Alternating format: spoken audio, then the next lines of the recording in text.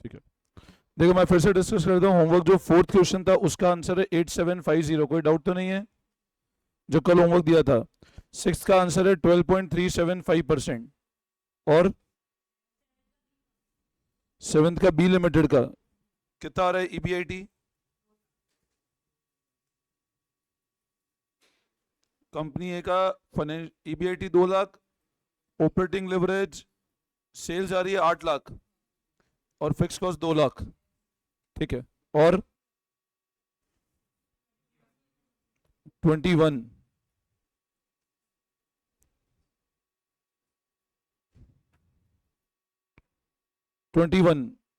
Income statement बन गया। कितना आ रहा है फाइनल ईएटी? ये आ रहा है 3150। ऑपरेटिंग लेवरेज 1.1, फाइनेंशियल और कंबाइंड। ठीक है, कोई दिक्कत? आगे बढ़े।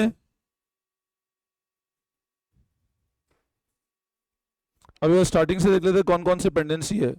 फर्स्ट हो गया, फर्स्ट हो गया था। सेकंड, सेकंड देखो आप, सेकंड मैं आंसर लिखा तो सेकंड बिल्कुल इजी है, सिंपल लेवरेज निकालना है।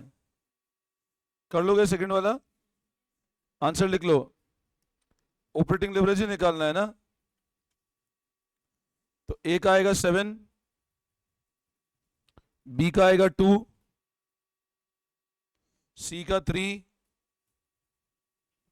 और डी का 1। ए का 7, बी का 2, सी का 3, डी का 1। होमवर्क कर लेना, सेकंड वाला है ना। थर्ड हो गया, फोर्थ हो गया, फिफ्थ पे आ जाओ एक बार सब लोग। Come to question number fifth. देखो एक बार फिफ्थ वाला क्वेश्चन।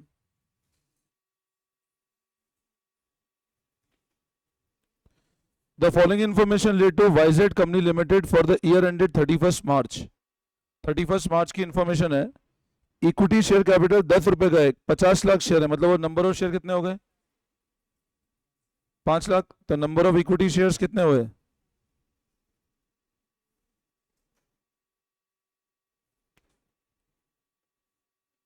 तो 5 लाख शेयर्स हो गए। आगे बढ़ो। 12% बॉन्ड 37 लाख के हैं, लेवरेज 1.49 है, पीवी रेशियो 27.55% है, 84 लाख की सेल है, fix cost excluding income tax 40%, operating combined EPS, ये तीन चीजें निकालनी है अपने को। तो कर सकते हो ट्राई। सेल्स गिवन है, पहले इनकम स्टेटमेंट देखो। देखो इनकम स्टेटमेंट, सेल्स 84 है, लेस वेरिएबल कॉस्ट। कितना है वेरिएबल कॉस्ट? पीवी रेशियो 27.55% है, तो इसका मतलब कंट्रीब्यूशन कितना आ जाएगा? 84 का 27.55%। कितना आ रहा है? 84 का 27.55% निकालो।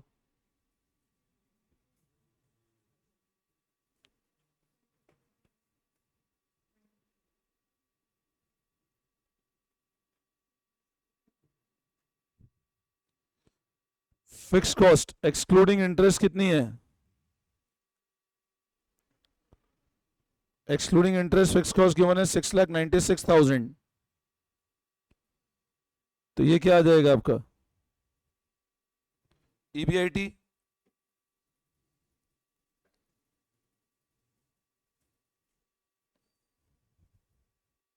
ये आ रहा है। अब 37 लाख के, देखो ध्यान दो, 37 लाख के 12% बॉन्ड है, तो 37 लाख का 12% निकालो।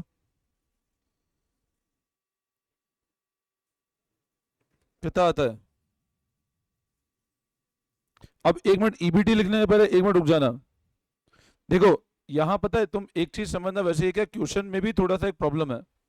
प्रॉब्लम क्या है? ये क्वेश्चन क्या दोनों मटेरियल में, सी एंटर में भी और सीएम एंटर के मटेरियल का भी क्वेश्चन है ना ये।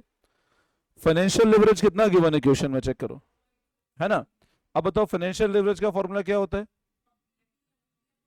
ना। अब अगर अपन फाइनेंशियल लेवरेज के फॉर्मूले से ईबीटी चेक करते हैं, सेम आना चाहिए। आप देखो एक बार इसको लेस करके एक जगह फिगर लिखो, यहां मत लिखना, कहीं अलग रफ में लिख लो। 16,18,200 माइनस करो 4,44,000, कितना आता है? 11।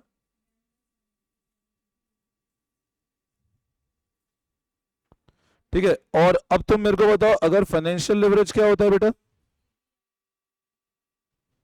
कितना है फाइनेंशियल लिवरेज? कितना ईबीआईटी है? 16,18,200 अपॉन ईबीटी। अब इससे चेक करो ईबीटी कितना आ रहा है,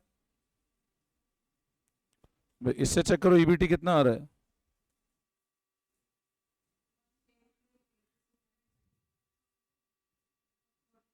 मतलब आप देखो सेम नहीं आ रहा है। ये क्या क्वेश्चन की भी एक थोड़ी सी फ्रेमिंग मिस्टेक है कि आप फाइनेंशियल लिवरेज के थ्रू चेक करोगे तो ईबीटी आ रहा है और नॉर्मल वे में ईबीटी वो आ रहा है, क्योंकि और इसके अंदर कोई इंटरेस्ट की कॉस्ट गिवन नहीं है। आप चेक करो फिक्स कॉस्ट एक्सक्लूडिंग इंटरेस्ट, और कोई इंटरेस्ट गिवन ही नहीं है इसके अंदर। तो यहाँ हम लोग क्या करते हैं, मतलब ईबीटी हम लोग यही लिख देते हैं 1086,040।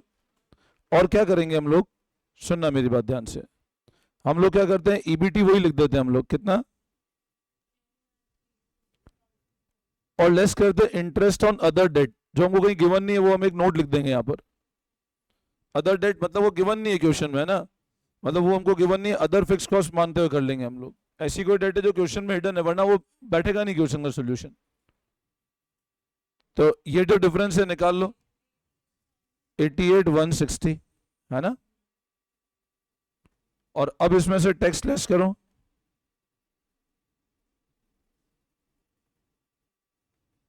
तो अर्निंग आफ्टर टैक्स आ जाएगा।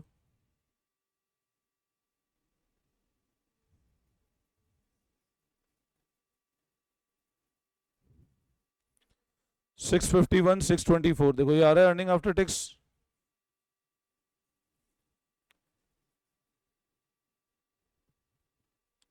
अब निकाल लो ऑपरेटिंग कंबाइंड और ईपीएस, फटाफट निकाल लो।